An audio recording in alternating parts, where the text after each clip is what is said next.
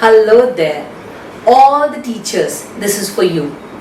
So, I understand that what kind of difficulty we all are going through as teachers when we are taking these online classes.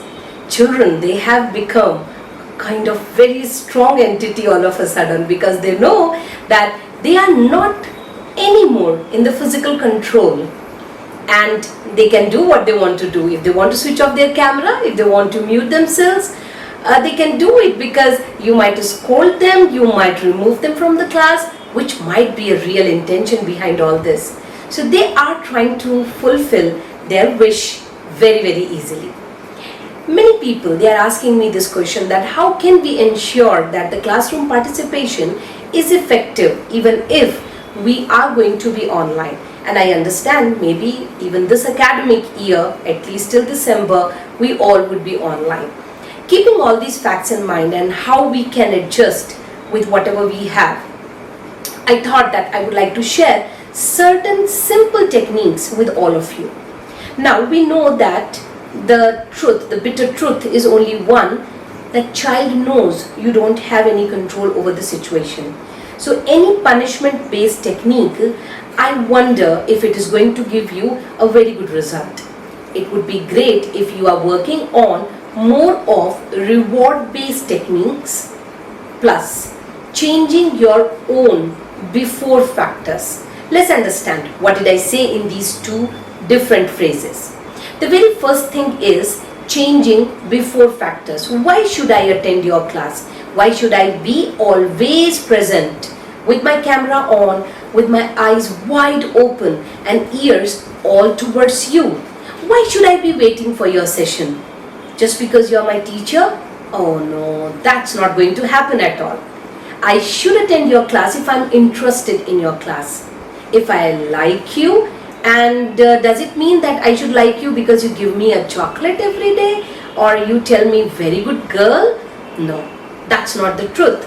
We all know that if you as a teacher is interesting in your sessions, you are pre-planned, you know what you're going to do, is going to ensure the classroom participation to a very great extent.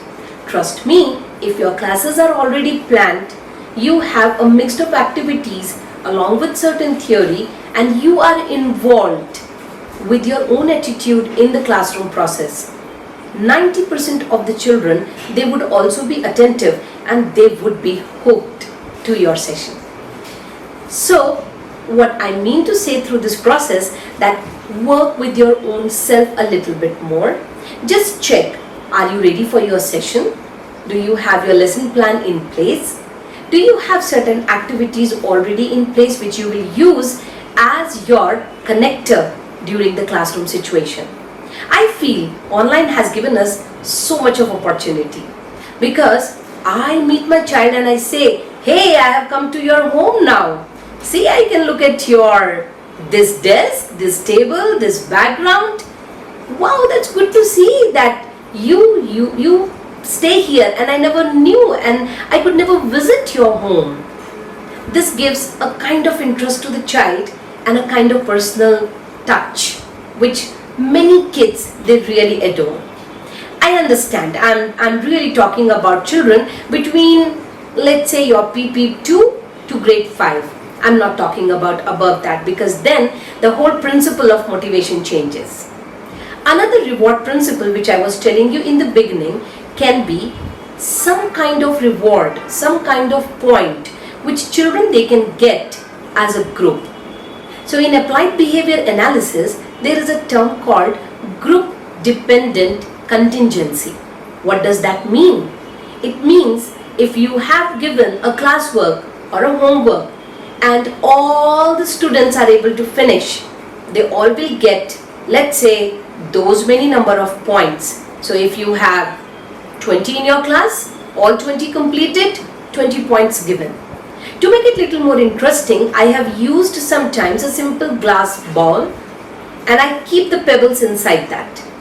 So the child can see how much the jar is filling.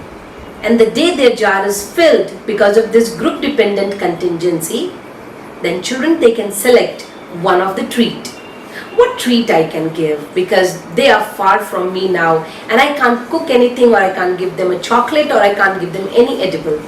But can I give them my fun time? Can I give them some type of just chit chat or a gossip? Or maybe in this particular session of treat, we all are going to sit virtually together and eat. There can be possibility in huge number. We all have to think about it. So please, I just recap it for you. We need to first work on our preparation part of it, our involvement with children, and then about the reward system. It can be wonderful if we are using both in good balance. You can have your targets, like if all the cameras are on, 80% of the time of my class, you will get equal number of points as number of your students. And children definitely would wait for that. Your reward should be motivating enough, because I know you will not work for 5 rupees a month. You would definitely love to work for something which is valuable. So think about those value-based rewards. Happy teaching to all of you.